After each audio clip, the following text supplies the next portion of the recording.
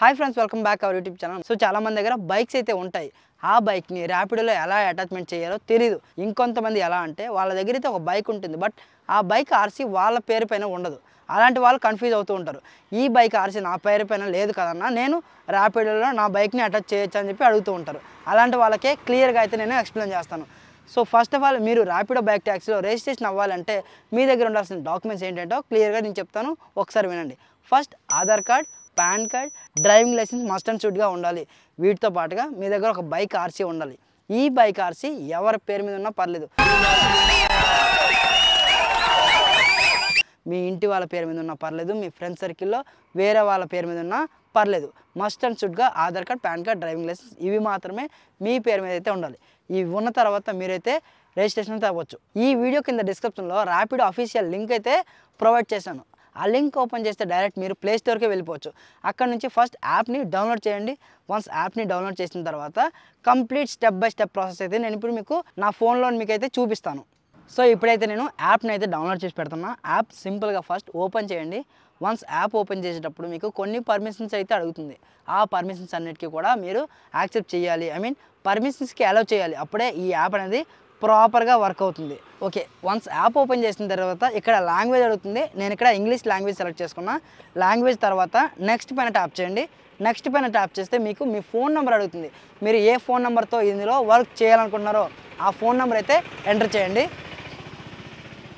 ఇక్కడ నేను నా ఫోన్ నెంబర్ అయితే ఎంటర్ చేస్తున్నా. ఫోన్ నెంబర్ ఎంటర్ చేసిన తర్వాత కింద ప్రొసీడ్ అని కనిపిస్తుంది. దానిపైన ట్యాప్ చేస్తే మీకు ఒక 5 డిజిట్ ఓటీపీ వస్తుంది. సో ఓటీపీ ఇక్కడ ఎంటర్ చేయండి. వన్స్ ఓటీపీ ఎంటర్ చేసిన తర్వాత మనకి యాప్ అనేది ఓపెన్ అవుతుంది. ఇక్కడ మనకి ఈ ర్యాపిడోలో ఎన్ని సర్వీసెస్ ఉన్నాయో అవన్నీ మనకు కనిపిస్తుంది. సర్వీస్ అంటే ఇక్కడ బైక్, ఆటో, కార్. మీరు ఆటోలో రిజిస్ట్రేషన్ అవ్వాలనుకున్నారా, కార్లో రిజిస్ట్రేషన్ అవ్వాలనుకున్నారా, లేదా బైక్లో రిజిస్ట్రేషన్ అవ్వాలనుకున్నారా, మీరైతే ఇక్కడ ఒక సర్వీస్ని సెలెక్ట్ చేసుకోండి. ఫర్ ఎగ్జాంపుల్ ఇప్పుడు నేను బైక్ని అటాచ్మెంట్ చేయాలనుకుంటున్నాను కాబట్టి బైక్ అయితే సెలెక్ట్ చేసుకుంటున్నాను. దానిపైన సెలెక్ట్ చేసిన తర్వాత నెక్స్ట్ పేజ్కి అయితే వెళ్తాం. ఇక్కడ మనకి డ్రైవింగ్ లైసెన్స్, అలాగే ప్రొఫైల్, అలాగే వెహికల్ ఆర్సీ, అలాగే ఇక్కడ మనకి ఆధార్ కార్డ్ అయితే అప్లోడ్ చేయమని చూపిస్తుంది. సో ఈ డాక్యుమెంట్స్ అయితే మనం అప్లోడ్ చేయాల్సి ఉంటుంది. ఇక్కడ డ్రైవింగ్ లైసెన్స్ అయితే నేను ఫ్రంట్ అండ్ బ్యాక్ క్లియర్ విజిబిలిటీలా ఉండేలా అప్లోడ్ అయితే చేస్తున్నాను, చూడండి. సో ఈ విధంగా మీరైతే driving licence front and back అయితే అప్లోడ్ చేయండి. వన్స్ డ్రైవింగ్ లైసెన్స్ అయిపోయిన తర్వాత నెక్స్ట్ ఏముంటుంది డాక్యుమెంట్, నెక్స్ట్ మనం ప్రొఫైల్ పిక్చర్ అయితే అప్లోడ్ చేయాల్సి ఉంటుంది. ఇక్కడ ప్రొఫైల్ పిక్చర్తో పాటుగా మన పర్సనల్ డీటెయిల్స్ కూడా సబ్మిట్ చేయాలి. లైక్ ఆధార్ కార్డులో ఎలా ఉందో అలా అయితే మీరు సబ్మిట్ చేయండి.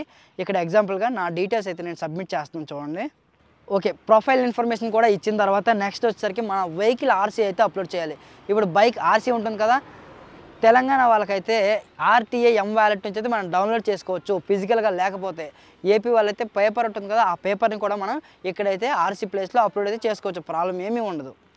ఇక్కడ ఆర్సీ ఫ్రంట్ అండ్ బ్యాక్ అయితే మనం అప్లోడ్ చేయాలి. ఒకే ఫోటో ఉంటే దాన్నే 2 సార్లు అయితే అప్లోడ్ చేయాలి. ఇప్పుడైతే నేను నా వెహికల్ ఆర్సీ కూడా అప్లోడ్ చేసేసాను.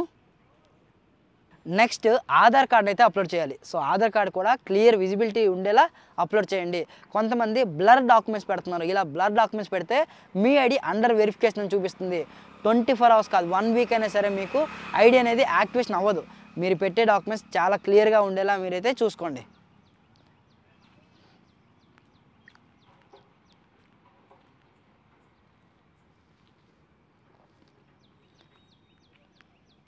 ఓకే, మొత్తం డాక్యుమెంట్స్ పెట్టిన తర్వాత కింద మనకి ట్రైనింగ్ కోర్స్ అని కనిపిస్తుంది.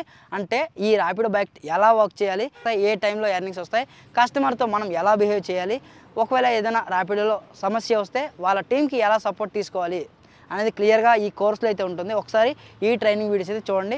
వన్స్ ట్రైనింగ్ వీడియోస్ చూసిన తర్వాత మనకి కింద బ్యాంక్ అకౌంట్ ఫిల్ చేసుకోండి అని చూపిస్తుంది. ఒకవేళ మీకు బ్యాంక్ అకౌంట్ ఉంటే బ్యాంక్ అకౌంట్ డీటెయిల్స్ అయితే ఇవ్వండి. ఒకవేళ బ్యాంక్ అకౌంట్ డీటెయిల్స్ లేవు అనుకుంటే మీరు ఫోన్పే యూజ్ చేస్తారు కదా, ఆ యూపీఐ ఐడి అయితే ఇక్కడ యాడ్ చేయొచ్చు. ఇక్కడ ఎవరి యూపీఐ ఐడి అయినా యాడ్ చేసుకోవచ్చు. మీకు బ్యాంక్ అకౌంట్ లేకపోతే మీ ఫాదర్ది కానీ, మీ ఫ్రెండ్ది కానీ, మీ బ్రదర్ది కానీ ఎవరిదైనా సరే యూపీఐ ఐడి అయితే యాడ్ చేసుకుని ఈ వ్యాలెట్లో ఉన్న మనీని మనం అక్కడికైతే విత్డ్రా చేసుకోవచ్చు.